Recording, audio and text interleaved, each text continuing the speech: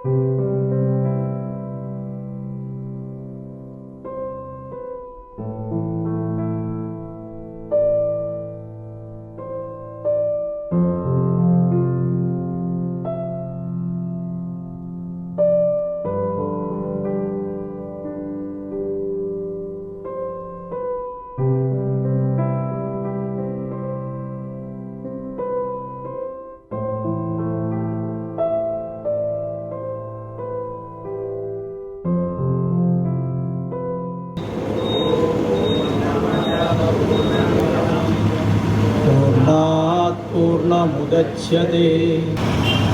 കൂടെ നടന്ന്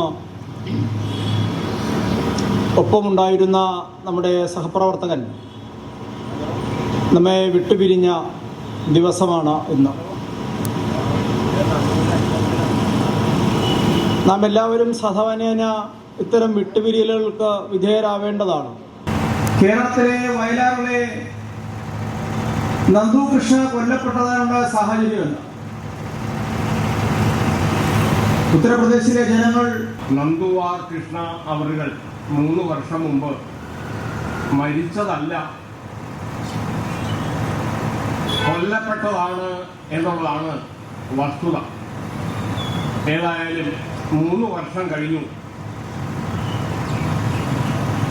ഇതിന് ആദ്യം എഴുതിയിരിക്കുന്ന പോലെ തന്നെ അക്ഷരാർത്ഥത്തിൽ ആ പ്രിയപുത്രൻ സ്വർഗീയനായിട്ടുണ്ട് എന്നുള്ളതിന് യാതൊരു സംശയവുമില്ല. നമ്മുടെ എല്ലാവരുടെയും മനസ്സിൽ നിറഞ്ഞു നിൽക്കുന്ന നന്ദുവിന്റെ പാവന സ്മരണയ്ക്ക് മുന്നിൽ ഒരു പിടി മാനസപുഷ്പങ്ങൾ അർപ്പിച്ചുകൊണ്ട് തുടങ്ങട്ടെ. നന്ദുവിന്റെ അനുസ്മരണ സദസ്സിലാണ് നമ്മളിപ്പോൾ ഇരിക്കുന്നത്. നമ്മൾ ഓർക്കുകയാണ്. എന്തിനാണ് ഓർക്കുന്നത്? മറക്കാതിരിക്കാൻ വേണ്ടി മാത്രമല്ല നമ്മൾ പലതും ഓർക്കുന്നത്. ഈ ഓർക്കൽ ഒരു ഓർമ്മപ്പെടുത്തൽ കൂടിയാണ്.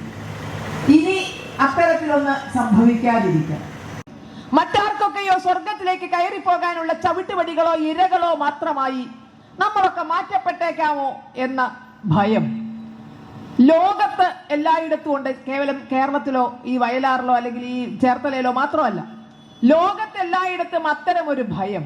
ആർക്കെങ്കിലുമൊക്കെ സ്വർഗത്തിലേക്ക് കയറിപ്പോകാനുള്ള ചവിട്ടുപടിയോ ഇരയോ ആയി ആരും മാറ്റപ്പെട്ടേക്കാം എന്ന അവസ്ഥ. കാരണം മതത്തിന് വേണ്ടി ആരെയെങ്കിലും ഒക്കെ കൊന്നാൽ സ്വർഗം കിട്ടും എന്ന് ധരിച്ചു വശായ ഒരു പിടി ആളുകളുടെ കയ്യിൽ കിടന്ന് ലോകത്തിലെ സമാധാനം അമ്മാനമാടേണ്ട ഒരു ഗതിക. ആ 145 തലച്ചോറുകളിലേക്കും ആദ്യം കേട്ട ശബ്ദം അത് കലിമയുടെ ശബ്ദം തന്നെയാണ്. അവരാരും ഹിന്ദുക്കളല്ല, ക്രിസ്ത്യാനികളല്ല, മുസ്ലിങ്ങൾ ആരുമല്ല.